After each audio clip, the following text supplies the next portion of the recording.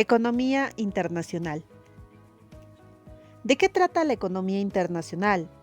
La economía internacional utiliza los mismos métodos de análisis que las otras ramas de la economía, ya que la motivación y la conducta de los individuos y de las otras empresas son las mismas, tanto ya sea en el comercio internacional como en las transacciones domésticas. Por ejemplo, si hablamos de unas tiendas de café gourmet, que puedan venderla, por ejemplo, en Florida, pero también en México. Entonces tenemos que han llevado a ambos café gourmet hasta la tienda, no es muy distinto, ¿no? Pero en sí vemos que el café importado ha recorrido una distancia mucho menor. Pero la economía internacional implica preocupaciones más nuevas y más diferentes, porque en sí el comercio internacional y la inversión se lleva a cabo entre naciones independientes. Por ejemplo, Estados Unidos y México son estados soberanos, mientras por otro lado tenemos que Florida y Hawái no lo son. Entonces, los envíos de café de México a Florida podrían cesar si el gobierno, por ejemplo, estadounidense, pusiera unas cotas que podría limitar las importaciones.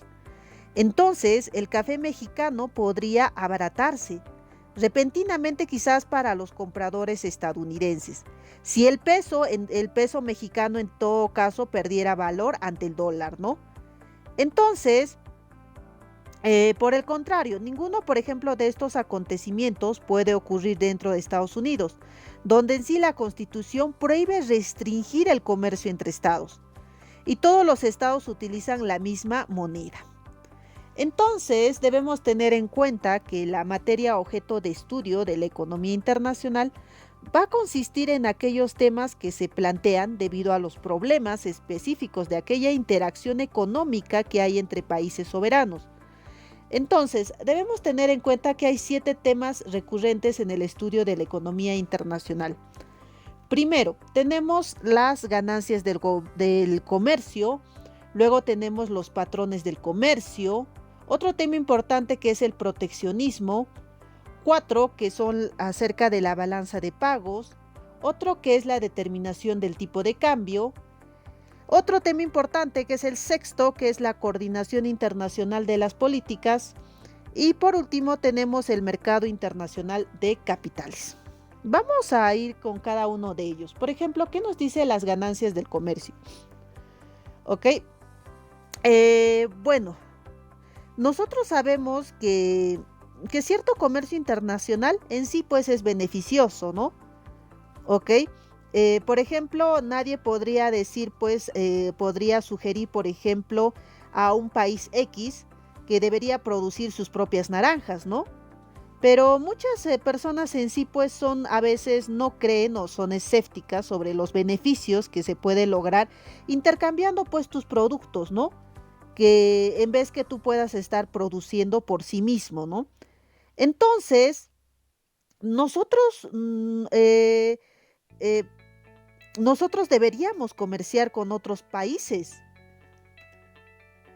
Debemos tener en cuenta que la reflexión más importante de toda la economía internacional va a residir pues en la idea de que existen ganancias del comercio. Es decir, que cuando los países se venden mutuamente bienes y servicios, se produce casi siempre un beneficio mutuo. ¿Ok? Entonces, si nosotros hablamos que el conjunto, por ejemplo, de las circunstancias en las que el comercio internacional va a ser beneficioso, es mucho más amplio de lo que la mayoría de las personas va a suponer. Un error, por ejemplo, que se comete bastante común es que el comercio es perjudicial. ¿Ok? Si hay grandes diferencias quizás entre países en cuanto a productividad o quizás salarios, ¿no? Por esa parte, ¿no? Pero por una parte, los hombres, por ejemplo, del comercio de los países menos avanzados, desde el punto de vista tecnológico, por ejemplo, como la India, ¿no? Por ejemplo, suelen mostrarse bastante preocupados por la posibilidad de que la apertura de sus economías al comercio internacional va a provocar un desastre porque sus industrias no van a saber, pues no van a tener la capacidad para competir. Eso es su gran temor por parte, por ejemplo, de la India. Es por eso de que tienen miedo al tema del comercio internacional, ¿no? Por otro lado, la gente de las naciones más avanzadas tecnológicamente, por ejemplo, donde los trabajadores ganan unos salarios elevados, también suelen temer que el comercio con países, por ejemplo, menos avanzados y con salarios inferiores va a reducir su nivel de vida, ¿no? Eh, pero todo ello, por ejemplo, hay un ejemplo de la bibliografía donde indica que un candidato a la presidencia de Estados Unidos, por ejemplo, alertó en una ocasión de un enorme efecto de succión si Estados Unidos alcanzaría un acuerdo de libre comercio con México, ¿no? Entonces podemos ver ese gran temor, pues, ¿no? ¿Ok? Y eso va referido al temor para poder referirse, por ejemplo, ante una gran pérdida masiva quizás de puestos de trabajo, ¿no? ¿Sí? En todo caso, Estados Unidos, ¿ok? Tiene comercio con México, ¿no? O si alcanzaba ese acuerdo de libre comercio con México. Pero en sí, pues, este primer modelo sobre las causas del comercio, ¿ok? Demuestra, pues, por ejemplo, que dos países pueden comerciar con beneficios para ambos, incluso cuando uno de ellos es más eficiente que el otro en la producción quizás de todos los bienes. Y, por ejemplo, el país que es menos eficiente solo puede competir pagando, por ejemplo, salarios más bajos. ¿Ok? También, o sea, es importante que el comercio aporta beneficios al permitir a los países exportar aquellos bienes cuya producción se realiza con una relativa intensidad de recursos que son quizás abundantes en su país, mientras que importa aquellos bienes cuya producción va a requerir un uso relativamente intensivo de recursos que en sí pues son relativamente escasos en su país, pues, ¿no? Entonces, el comercio internacional también va a permitir pues también la especialización en la producción de variedades concretas de productos, ¿no? ¿Ok? Y esto va a permitir a los países ser más eficientes al poder alcanzar las economías de escala, sobre todo en la producción. Ahora, los beneficios del comercio en sí no están limitados al intercambio de bienes tangibles. Por ejemplo, las migraciones internacionales y el endeudamiento internacional son también formas de comercio que en sí pues resultan mutuamente beneficiosas para ambos países, ¿no? Primero porque al momento que tú vas a intercambiar trabajo por bienes y servicios, luego el segundo es porque a través de ese intercambio de bienes presentes, quizás por promesas sobre bienes futuros, ¿no? Y también por el tema de los intercambios internacionales de activos con riesgo, ¿no? Como las acciones y los bonos, ¿no? Que también puede beneficiar a todos los países, ¿no? ¿Por qué? Porque va a permitir que cada uno de ellos va a diversificar su riqueza y va a reducir la volatilidad quizás de su renta, ¿no? Entonces, estas formas invisibles de este comercio van a producir ganancias tan reales como las del comercio por ejemplo, las que coloca, por ejemplo, la fruta fresca de América Latina en los mercados más alejados, por ejemplo, de Toronto, ¿no? Ok, bueno, aunque todos los países suelen ganar con este comercio internacional, es posible que este comercio afecte negativamente a determinados grupos dentro de cada país.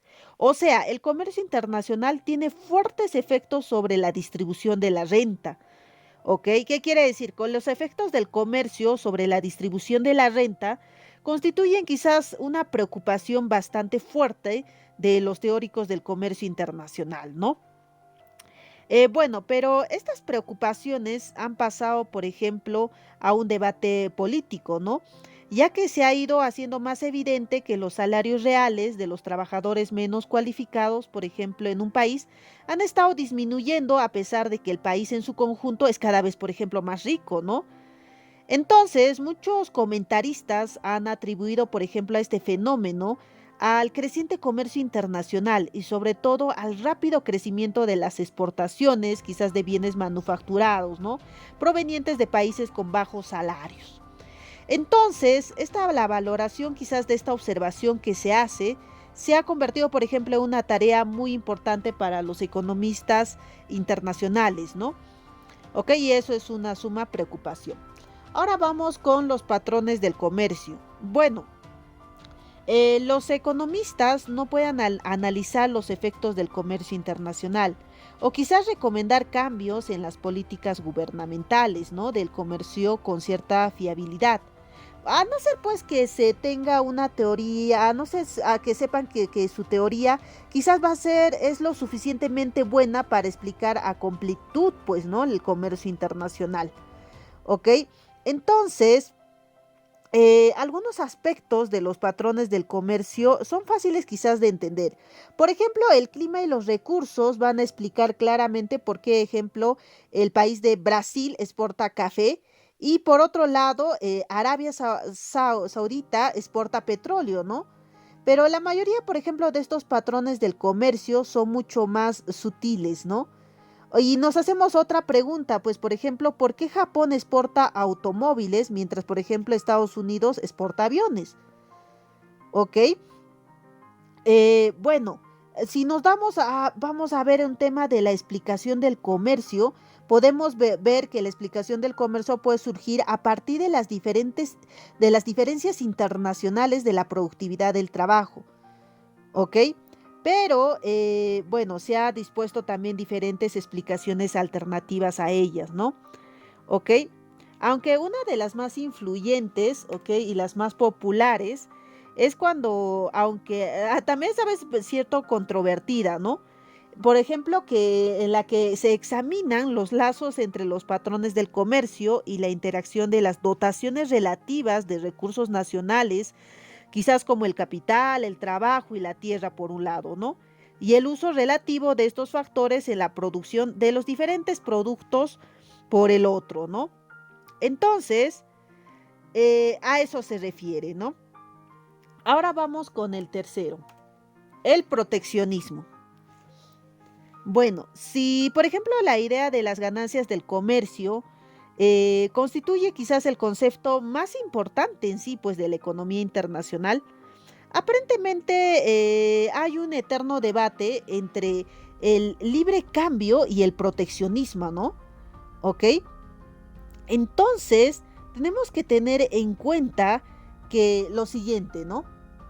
Que la tarea más concreta que más ha perdurado con la economía internacional ha sido la de analizar los efectos de estas denominadas políticas proteccionistas, ¿no? Y normalmente, aunque no siempre, criticar quizás el proteccionismo, ¿no? Y mostrar quizás las ventajas de un comercio internacional más libre, ¿no? Entonces, este debate sobre cuánto comercio hay que permitir, quizás tomó una nueva dirección quizás en la década de los 90, ¿no? Por ejemplo, desde la Segunda Guerra Mundial, por ejemplo, las democracias avanzadas, lideradas por, en este caso, por Estados Unidos, han aplicado una política general consistente en suprimir las barreras del comercio internacional. O sea, esta política va a reflejar la visión de que el libre comercio era una fuerza impulsadora, ¿no? No solo de la prosperidad, sino también de la paz mundial. ¿Ok? Eh, bueno, ¿no? Muy desde entonces también, un movimiento político internacional, contrario quizás a la globalización, ha ido ganando quizás más seguidores, ¿no? Entonces, este movimiento ha logrado un gran papel en el año de 1999, cuando diferentes manifestantes representaban una mezcla quizás de proteccionistas tradicionales y nuevas ideologías, ¿no? Que han provocado pues enfrentamientos, ¿no? ¿Ok? Acerca del comercio internacional, en este caso con Seattle, ¿no? Entonces, este movimiento quizás contra la globalización ha conseguido por lo menos que los defensores del libre comercio se hayan visto obligados a explicar mejor los puntos de vista por qué es importante el libre comercio. ¿Ok? Ahora vamos con otro tema que es en cuanto a la balanza de pagos.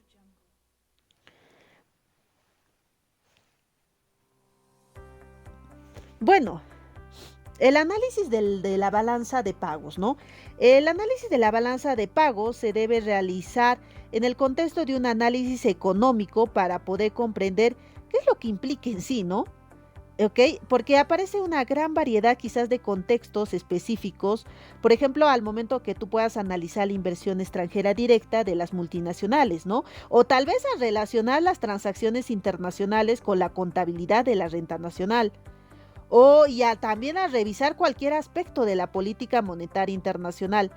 Aquí también se tiene que analizar el problema, por ejemplo, como el problema del proteccionismo, ¿ok? Entonces la balanza de pagos se ha convertido en un tema central, ¿no? ¿Ok? Porque esto nos va a introducir a algunos temas de preocupación, ya sea como los déficits comerciales.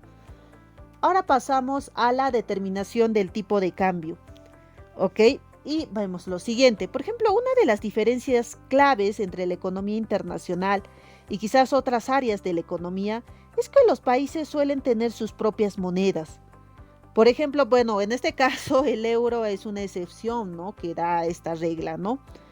Ok, entonces, por ejemplo, si nosotros vemos por ejemplo, sobre el tipo de cambio entre el euro y el dólar, los valores relativos de las divisas pueden cambiar a lo largo del tiempo, ¿no? A menudo puede ser de manera más fuerte, ¿no? Entonces, por razones históricas, el estudio de la determinación del tipo de cambio es una parte relativamente nueva dentro de la economía internacional, ¿no?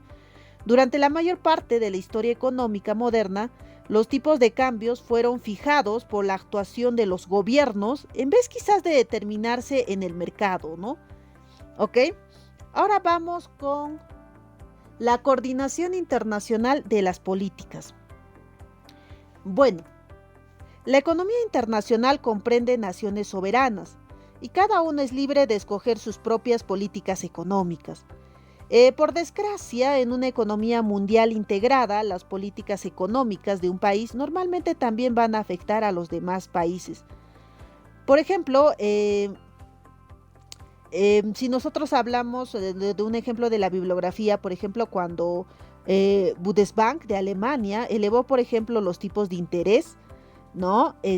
Contribuyó quizás a precipitar una recesión en el resto de Europa occidental. Entonces, los distintos objetivos de los países suelen generar conflictos de intereses, ¿no? Incluso cuando los países tienen objetivos similares, quizás pueden experimentar ciertas pérdidas si falla la coordinación de sus políticas, ¿no? Entonces, el problema de la economía internacional es cómo conseguir un grado aceptable, quizás, de armonización de esas políticas comerciales y las políticas monetarias de los diferentes países, ¿no? Si un gobierno mundial que les diga, por ejemplo, qué hacer, pues, ¿no? Entonces, por ejemplo, también otro ejemplo, por ejemplo, las políticas de comercio internacional, por ejemplo, durante por lo menos casi cerca de una década, han estado quizás regidas por un tratado internacional, ¿no? Conocidos, por ejemplo, como el Acuerdo General sobre Aranceles y Comercio, ¿ok? El GATT, ¿no? O desde 1994, quizás las reglas han sido impuestas por una organización internacional, pues, ¿no? La Organización Mundial del Comercio. O sea, que te puede decir a los países, incluyendo a Estados Unidos, que sus políticas incumplen los acuerdos anteriores, ¿no? Entonces, aunque la cooperación entre estas políticas comerciales internacionales tienen una tradición bien establecida, las coordinaciones de las políticas macroeconómicas internacionales va a ser más nuevo y va a ser más incierto, pues, ¿no? ¿Ok? Ahora pasamos, por último, tenemos el mercado internacional de capitales, ¿no? Ok, bueno, y ponemos, ¿no? Que en cualquier economía sofisticada existe un amplio mercado de capitales. O sea, ¿qué quiere decir un amplio mercado de capitales? Un conjunto de acuerdos por lo que los individuos y las empresas intercambian dinero presente por promesas de pagos futuros, ¿no? Pero la creciente importancia del comercio internacional en sí, pues desde la década de los 60 ha estado acompañado por el crecimiento del mercado internacional de capitales, ¿no? O sea, que ha vinculado los mercados de capitales de cada uno de los países individuales, ¿no?